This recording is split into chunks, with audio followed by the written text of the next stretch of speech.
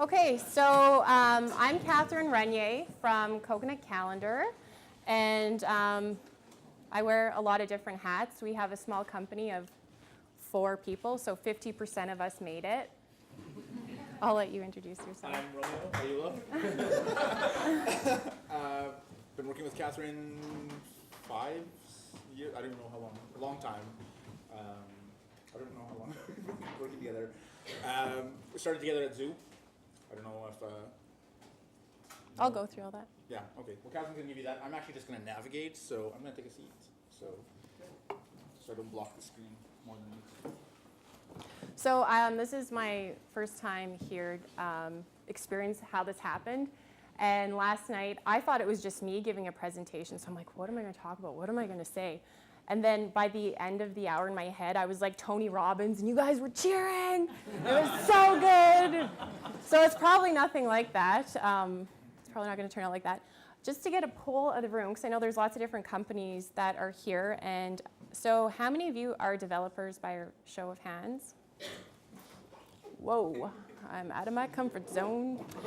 And how many of you own your own business? Oh, nice. I'm glad you raised your hand, Kevin. Okay. Yeah, developers and own your own business. Wow. Good on you. Good on you. That's super awesome. So yeah, the company is called Coconut Calendar, but that's definitely not at all how it started. So back in like 2004, I worked for a event management company, and they built software.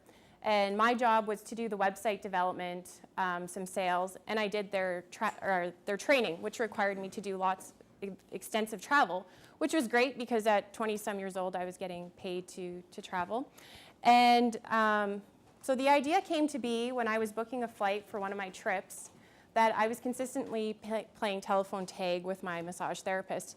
And I was like, how the hell is it that I can book a $3,000 flight with so many logistics to it, but I can't get a hold of my massage therapist that's right down the hall? And I thought, this is absolutely ridiculous. To the point, out of that frustration, that I went to her and I said, if we were to get something built, would you use it? And she said, yeah, I totally would, because I'm frustrated of phoning back 20 people every day and the back and forth. So she's actually still one of our customers today, and she reports that over 90% of her clients actually book online. When we first came out with the first vision of Coconut Calendar, it was really effing bad. It was really bad. The system was bad, and it really lacked scalability. When we developed it, we didn't have that big of a vision. I was really thinking, here's one person and one service provider, and all they need to do is go back and forth. And I'll go a little bit into how we solve that later with Coconut Calendar. The other problem that we had is we called our company 24-hour assistant. And I thought that would be good because it was like an extension of their company, and we would assist them with their appointments. And that sounds brilliant.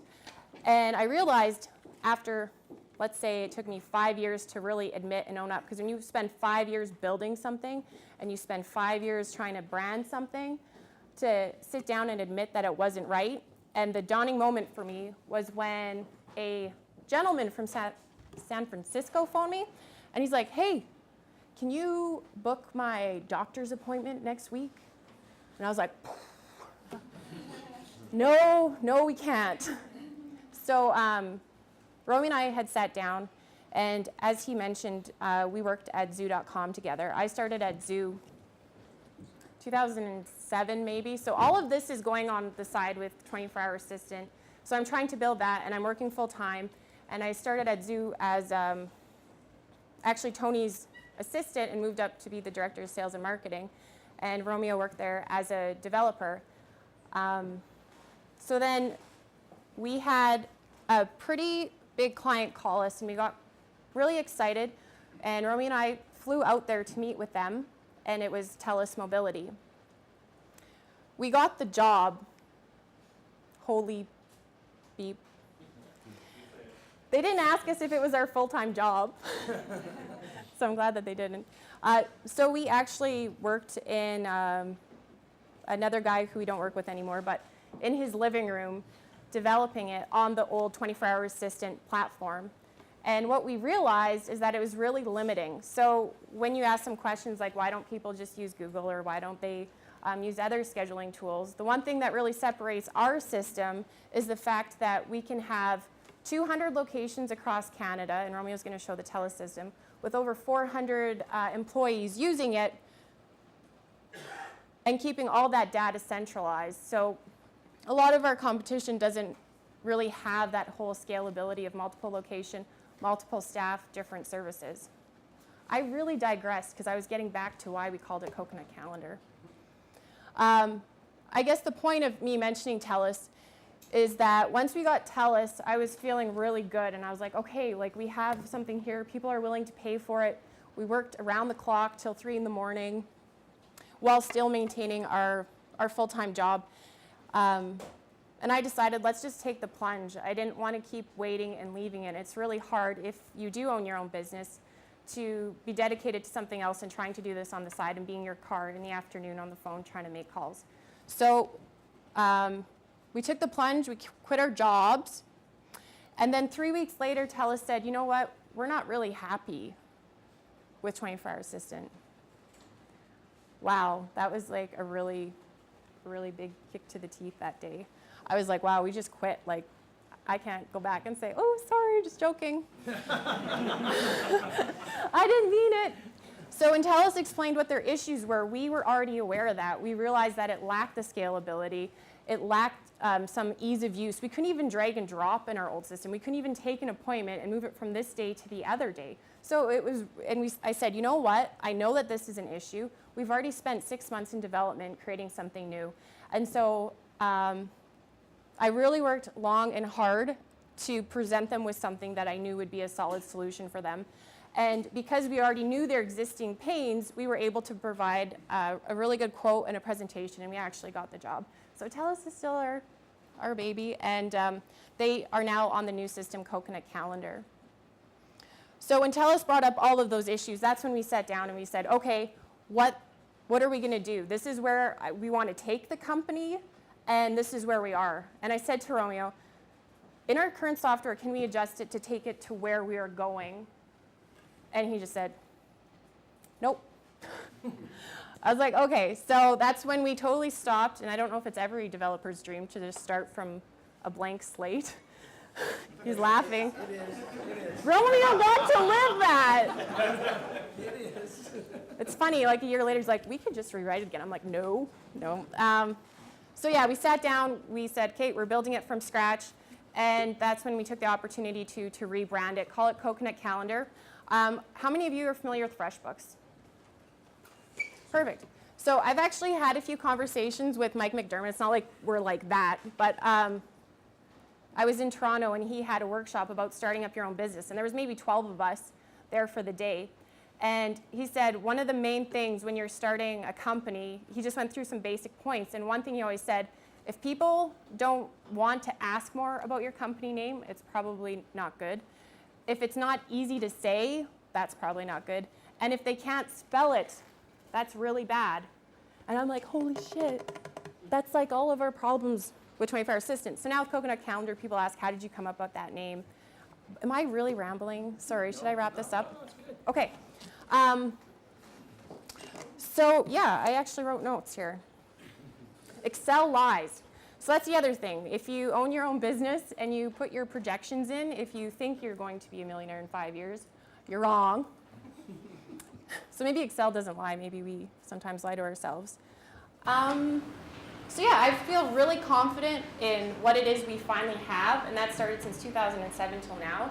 So it's been a full-on marathon, and if anyone owns their own business, and I know Mr. King here, he's even said, yeah, you know, it's a lot of work. And we have 4 of us, so one of my philosophies is to do the most with whatever you have, and we really just work at it really hard, and we really focus on customer service, which sounds so cliche, but we have people that are shocked when we pick up the phone. They're like, what? And sometimes Romeo was talking to them at 10 o'clock at night, so, or picking them up. I hope not, but we don't know. So I'll quit rambling unless anyone has questions about the business side, and then we'll move on to the application and how that works, and I'll let Romeo talk about that. But is there any questions? When you first got the TELUS job and then you quit your jobs, did you have enough money coming in at that time to quit your jobs? Or? Yeah. Yeah, we were really sustainable with just the revenue that we had from TELUS. And someone said it to us well. There's obviously businesses like VendAsta's that do the venture capital route. And really, when I look back at it, they were really just our investors to. Yeah, so that's probably something I should clarify. We have two revenue streams. One is our small to medium-sized businesses, and then we have our enterprise clients like TELUS. We work with a few others that you probably don't know who they are. Our goal is to just cater to the small to medium-sized businesses. That's where I think we excel and our system excels. And to be honest, when you're a team of 4 people and someone like TELUS comes, it just bogs your resources down. And everybody's really focused on getting that out the door. But when they pay the bills, you really want to make sure that you're doing a good job for them as well. So we like it, we will do it, but that's not the long-term vision of where we're going. Good question. You already know the answer, but would you want to be doing anything else? I just had this conversation at lunch, and there used to be a show on called the Actors Guild. Does anyone? It's like a CBC thing. And anytime, they would always ask that question, what would you be doing if you were in acting? And they just like looked stupid, and they're like, I have no idea. And that's exactly how I feel. So I don't know what the heck else I would be doing. I definitely love technology. I love being in this industry. I actually went to school to be a developer. I didn't do very good. No. So I'm lucky to have Romeo and the other people. And I'm going to turn it over to Romeo to do the demo of the application, or do you want me to talk and you? Doesn't matter. Any other business questions? Yeah. So you said your target audience is small and medium businesses. How do you connect to them with just a staff of 4 people? Like, they're a notoriously difficult segment to actually connect to as like a software company. Yeah. So, well, actually, to be honest, I started like way back in the day. I was like going door to door and networking and just trying to get people to use the system. We do have some online marketing, and what we've decided, because we're small and maybe this isn't the best approach, and I'm open to ideas, is that I don't waste time with people that aren't serious. If I have to sit there and convince you that your business could benefit from online appointment scheduling, I'm sorry, like, next. So we really just focus on the person that gets it. Our demographic is mostly women. Like, I think 86% of our clientele is mostly women between the ages of 30 and 45. Most of our clientele is in Canada. We have some in the States. We have some clients in Japan. They're English teachers. And in the UK. So that's just to expand on that question. But yeah, I just don't waste time trying to convince people. Either you get it or you don't. What would charge? Pardon? How do you The pricing platform. So we do the monthly subscription, obviously for the small to medium-based businesses. We have different packages. We're actually looking at revising it. There were some things that we didn't take into account. But the pricing goes anywhere from $20 a month, and that's one location with 2 people, to $100 a month, and you can get 3 locations and unlimited staff. There's some flaws in that pricing model, obviously. I probably don't even need to go through them with you, but what we're looking at doing is if you have a location and 2 staff, it's 20, but maybe you're two locations and 1 staff, which I'd never even thought about. We have some people that are 1 person and they're working out of 4 different locations trying to juggle their schedule.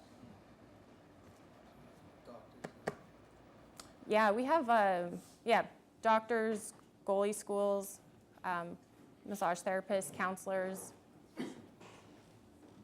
I think we've had a few escort services do the free trial. I'm thinking that's multiple locations. On-site service. Yes. So yeah. Okay.